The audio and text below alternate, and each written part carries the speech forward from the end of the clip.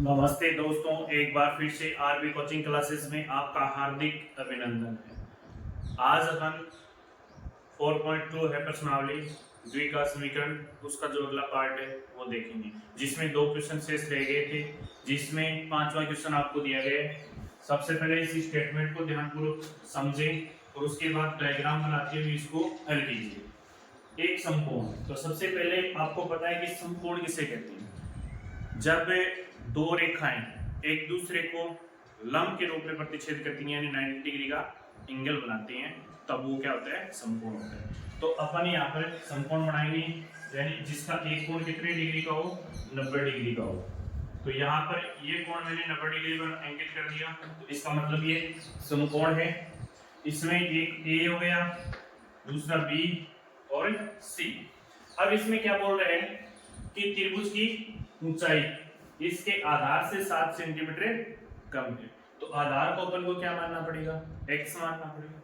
x मान लेंगे। ऊंचाई कितनी है, आधार से 7 सेंटीमीटर कम है। तो आधार क्या था, x में से कितना कम, 7 सेंटीमीटर। ऊंचाई हो गई x माइनस 7। ये क्या हो गई इसकी, यहाँ तक की दूरी क्या हो गई इसकी, h। ये हो गया बेस यानी आधार, और ये हो गया इसका कर्ण, क्योंकि जो 90 डिग्री है उसके सामने की सबसे बड़ी भुजा क्या कहलाती है, कर्ण। तो कर्ण कितना, 13। तो यहाँ पर लिख दिया 13 सेंटीमीटर। तो अब ये डायग्राम आपके पास आ गया, तो आप जानते हो कि पाइथागोरस प्रमेय के अनुसार अपन वैल्यू निकाल सकते हैं। तो इसे लिख लीजिए। अब अपन हल करेंगे। सबसे पहले हल में मानना पड़ेगा अपन को किसको, आधार को। माना कि समकोण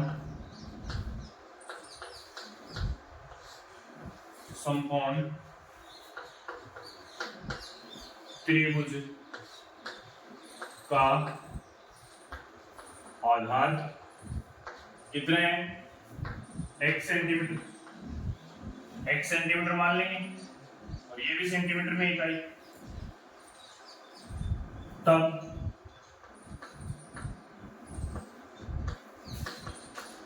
उसकी ऊंचाई कितनी होगी, ऊंचाई हो जाएगी x माइनस 7 सेंटीमीटर। अब अपन को क्या कहा गया है, कर्ण दिया हुआ है, कर्ण बराबर 13 सेंटीमीटर क्या है दिया। अब देखिए बच्चों, अन्य दो भुजाएं हमें ज्ञात करनी है, तो पाइथागोरस प्रमेय का उपयोग करना पड़ेगा। तो अपन करेंगे हम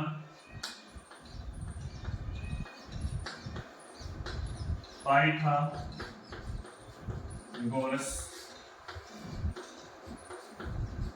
प्रमेय के अनुसार। तो पाइथागोरस प्रमेय क्या होती है, कर्ण का स्क्वायर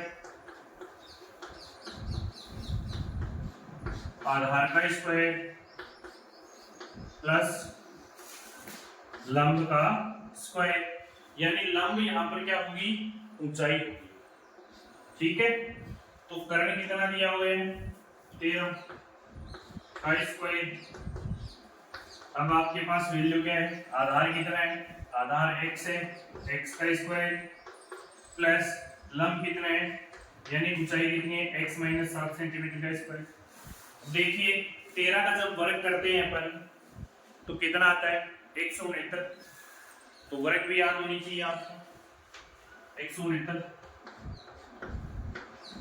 बराबर x का स्क्वायर करोगे क्या आएगा, x square plus x minus 7 का स्क्वायर करोगे तो क्या आएगा, आपको ज्ञात है एक सर्वसमीका a माइनस b का होल स्क्वायर, यानी a square minus 2ab plus b square. इस सर्वसमीका के आधार पर अपन करेंगे इसको हल, यहाँ पर 2 है, तो इस सर्वसमीका के आधार पर इसको खोल लेंगे तो वैल्यू क्या आ जाएगी, x का स्क्वायर माइनस कितना आ जाएगा, 2 × x × 7, ये a है और ये b है। फिर b का स्क्वायर करेंगे 7 का स्क्वायर। अब देखिए इसको आगे हल करेंगे, x और x जुड़ के कितने हो गए 2x स्क्वायर माइनस इस 2 को इस 7 से मल्टीप्लाई करोगे क्या आएगा माइनस के 14x। फिर देखिए 7 का स्क्वायर करोगे तो कितना आ जाएगा आपके पास 49। अब देखिए इधर आपके पास क्या है ये 169। अब देखिए 169 को उस पार लेके जाएंगे तो ये प्लस के हैं, समता के चिन्ह होने के कारण ये किसके हो जाएंगे माइनस के, तो बराबर 2x square minus 14x plus 49 minus 169 बराबर क्या जाएगा 0। अब अपने पास अक्षर को अक्षर में से घटा देंगे तो वैल्यू क्या जाएगी 120। इसको आगे हल करेंगे तो वैल्यू क्या आएगी अपने पास, यहां पर लिखिए 2x square minus 14x minus 120 बराबर 0। क्यों आया है माइनस, क्योंकि बड़ी संख्या के चिन्ह किसका है माइनस का, तो ऋणात्मक चिन्ह बड़ी संख्या के इसलिए ऋणात्मक चिन्ह लगा दिए।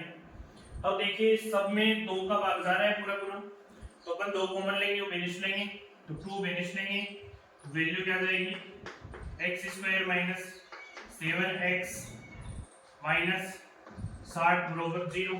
अब इस 2 को उधर भेजेंगे तो ये 0 हो जाएगा और ये पूरा पद बचेगा अपने पास x square minus 7x minus 60 बराबर 0। अब बीच वाले संख्या के ऐसे फैक्टर करने हैं कि जोड़ने या घटाने पे तो आना चाहिए माइनस का 7x और गुणा करने पर आपके पास क्या आना चाहिए 60। तो आपको 60 के फैक्टर करने आते हैं पर यानी 60 के जो फैक्टर होंगे इसके 60 के जो फैक्टर करोगे वो क्या जाएंगे 12 और 5। 12 और 12 में से यदि 5 घटाओगे तो 7 बचते हैं, तो 12 और मैं 5 ले लेता हूं तो x square minus 12x plus के 5 लूंगा क्योंकि तभी घटेगी संख्या, विपरीत चिन्ह लेंगे और बड़ी संख्या किसमें चाहिए हमें नेगेटिव में, तो बड़ी संख्या के किसका साइन लगा दिया माइनस का। फिर 5x माइनस 60 बराबर 0। अब देखिए इनमें से कॉमन क्या जाएगा अपने पास x माइनस 12, इनमें से कॉमन क्या जाएगा अपने पास 5x माइनस 12 बराबर 0। अब आप क्या करोगे एक बार तो x प्लस 5 बराबर 0 लोगे, एक बार x माइनस 12 बराबर क्या लोगे 0। तो इतना नोट कीजिए पहले आप, फिर आगे बढ़ते हैं।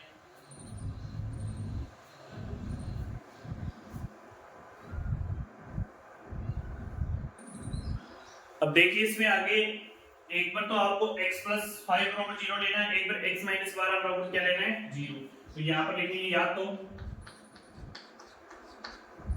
x प्लस 5 बराबर 0, x बराबर क्या जाएगा समता के उस पार जाते ही चिन्ह क्या हो जाएगा परिवर्तित, तो क्या जाएगा माइनस का 5।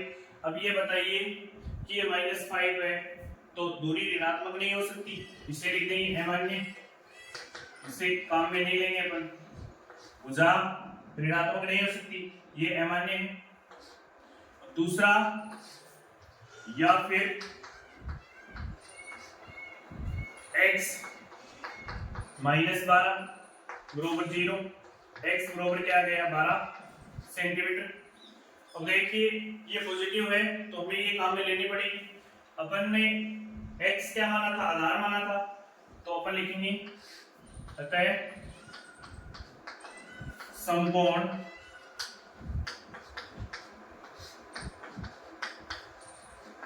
त्रिभुज का आधार कितना सेंटीमीटर है 12 सेंटीमीटर, तब उसकी ऊंचाई कितनी होगी, ऊंचाई क्या मानी थी x माइनस 7 मानी थी, तो 12 माइनस 7 बराबर क्या आ गया आपके पास 5 सेंटीमीटर। तो ये तो हो गई आपकी क्या ऊंचाई और ये क्या हो गया आपका आधार, यही आपका क्या है इसे नोट कीजिए।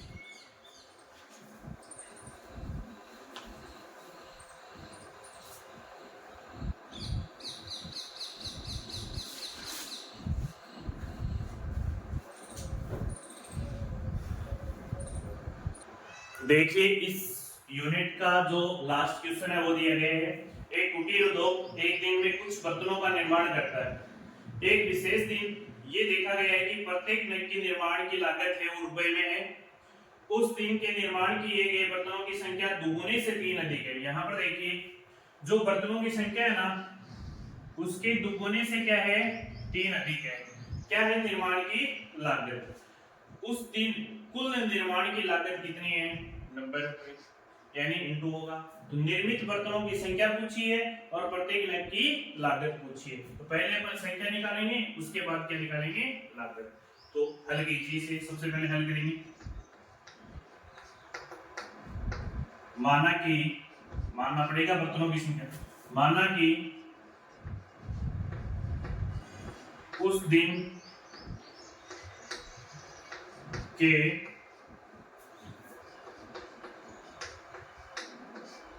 बर्तनों की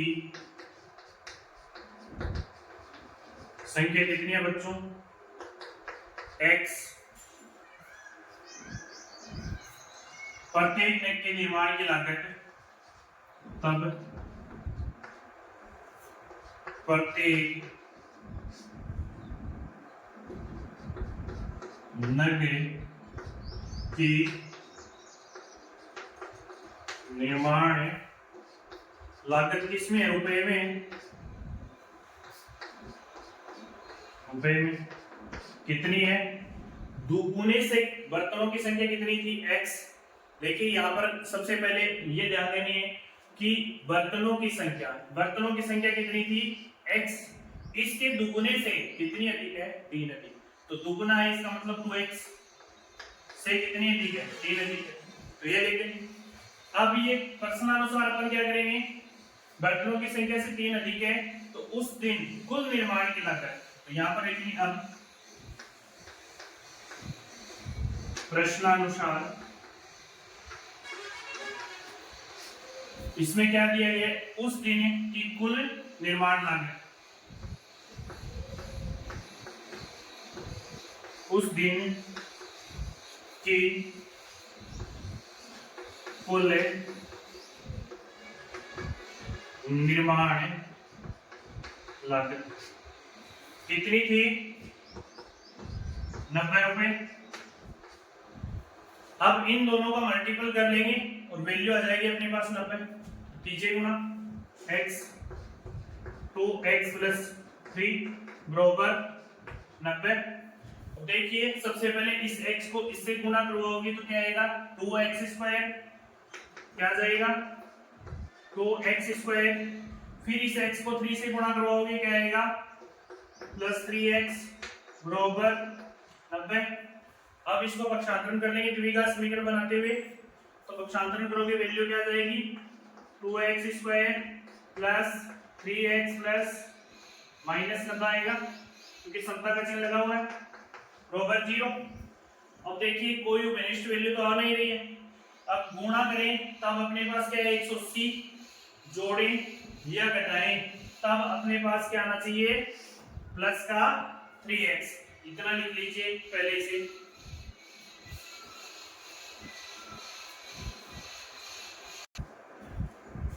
अब देखिए इसमें आगे कि गुणा करने पे वैल्यू कितनी आ जाएगी अपने पास 2x² को -90 से गुणा करोगे तो वैल्यू क्या आएगी अपने पास वैल्यू आएगी 180। अब देखिए इनके जो फैक्टर होंगे ना वो प्लस के 15 और माइनस के 12 होंगे। तो मैं यहां लिख रहा हूं इसको 2x² -12x + 15x और माइनस के 90 बराबर 0। क्यों ले रहा हूं क्योंकि देखिए 15 में से 12 घटाओगे तो 3x प्लस के बचेंगे। यहाँ पर अपने को किसके चाहिए प्लस के चाहिए। गुणा करेंगे तो वैल्यू माइनस का 180 आएगी इन दोनों की। अब इन दोनों में से माइनस क्या आ जाएगा अपने पास 2x बाहर आ जाएगा। अंदर क्या बचा x -6 प्लस इसमें से भी अपन 15 बाहर ले लेंगे क्या बचेगा x -6 बराबर 0। अब वैल्यू क्या है ये x -6 और दूसरी वैल्यू क्या है 2x + 15 बराबर 0। अब या तो x माइनस 6 बराबर 0 लीजिए या 2x प्लस 15 बराबर 0 लीजिए। x है या तो x माइनस 6 बराबर 0, x बराबर क्या जाएगा 6, या फिर क्या जाएगा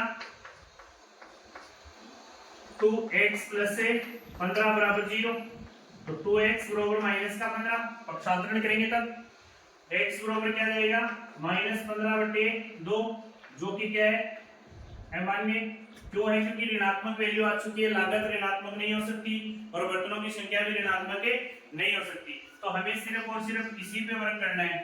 तो मैं यहाँ पर लिख दूंगा कि उस दिन के बर्तनों की संख्या कितनी हो जाएगी अपने पास 6। तो आपको ये लाइन नीचे लिखनी है, अतः मैं यही लिख देता हूं, अतः उस दिन के बर्तनों की संख्या कितनी है 6।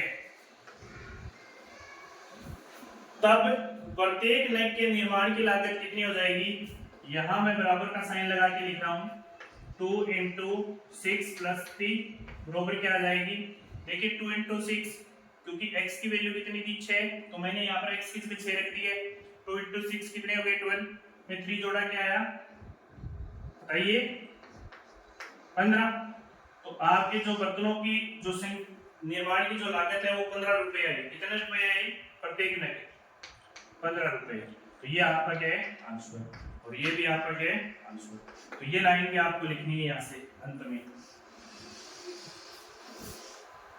पहले ये लिखना है, उसके बाद ये लिखना है, इसके बाद ये लिखना है। ठीक है, इसे नोट कीजिए। इसी के साथ ये प्रश्नावली आपकी कंप्लीट होती है। तो वीडियो को ज़्यादा से ज़्यादा आप शेयर कीजिए, चैनल को सब्सक्राइब कीजिए। जय हिंद, जय भारत।